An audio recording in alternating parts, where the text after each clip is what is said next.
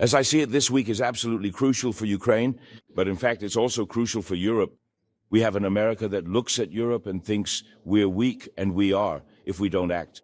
And it's absolutely essential that during this week, we secure some medium-term financing for Ukraine so they can hold their society together, so they can stand up to the Russians, and so they can negotiate from a position of strength.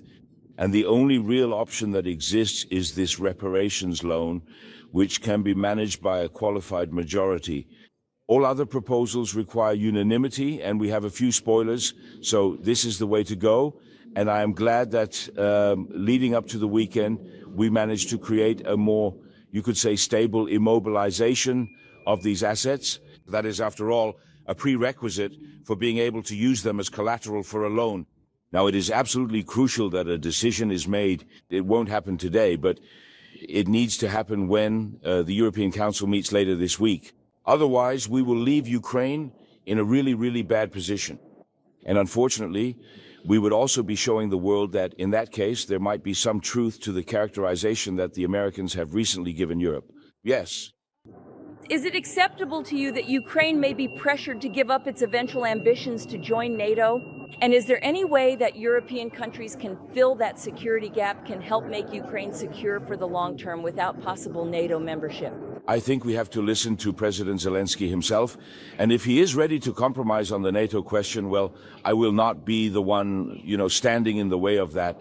But of course, it goes without saying that if NATO is not truly the ultimate solution, then we absolutely need other robust kinds of security guarantees that are just as strong and as fundamentally reliable as an Article 5 guarantee. Can there be security guarantees from the EU that are as strong as NATO's security guarantees? Well, from a Danish perspective, we would have preferred, Ukrainian NATO membership. But if President Zelensky is ready to give up on that in order to compromise, I think we should accommodate that. And then we have to ensure, other kinds of guarantees that are exactly as strong as Article 5. And I can only speak on behalf of Denmark. We are ready to participate. I think the most important thing on today's agenda is to continue the discussion about how to finance Ukraine from a midterm perspective in order to give them a position of strength and to ensure that they can maintain their own society. This was a very important decision leading up to the weekend by stabilizing the immobilization of Russian assets. And before the end of this week, we need to take the final step. I would say it's crunch time for Europe and Ukraine, and we need to make this decision to secure the Ukrainian economy, but also to send a signal to the rest of the world, including the White House in DC, that Europe is a strong geopolitical player. If we don't do that, we will be giving in to the new narrative he has painted that Europe is weak. Thank you. Hungary wants to send forints to Ukraine. Out of this substantial amount, approximately 46 trillion forints would be specifically allocated towards arming Ukraine. Obviously, this proposed action is completely and utterly contrary to the fundamental interests of the Hungarian people and the nation of Hungary itself. Such a drastic measure would only serve to prolong the ongoing conflict further. Indeed, such a measure would inevitably result in tens or even hundreds of thousands of additional victims and bring about even greater destruction. Moreover, the undeniable fact that the European Union, making a clear mockery of its own established rules, now wants to raise this substantial 80 trillion forints by actively confiscating Russian assets.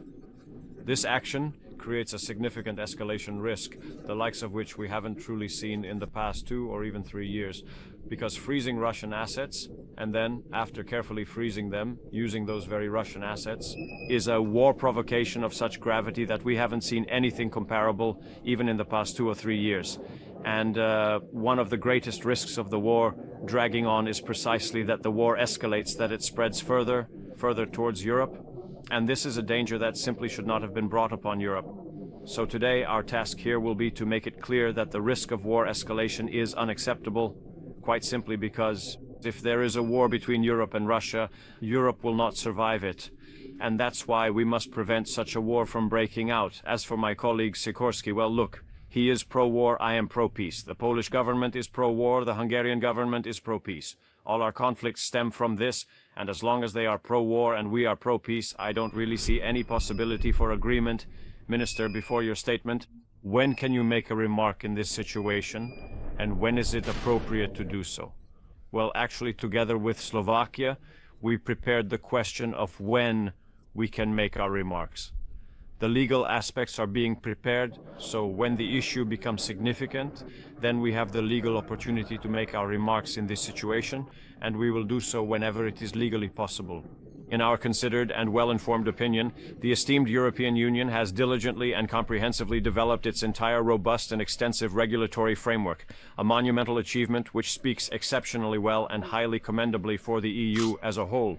This is particularly evident as the critical national energy situation across its member states is being managed with a high degree of national competence, demonstrating a remarkable level of efficiency and strategic foresight which is currently deemed more than adequate and indeed highly effective. Furthermore, this impressive capability and proactive approach is entirely in line with the overarching vision and strategic objectives of the European Commission's broader community initiatives and shared goals. We extend our sincerest gratitude and express our profound appreciation for this outstanding effort. This truly represents a commendable and excellent piece of work, reflecting dedication and commitment.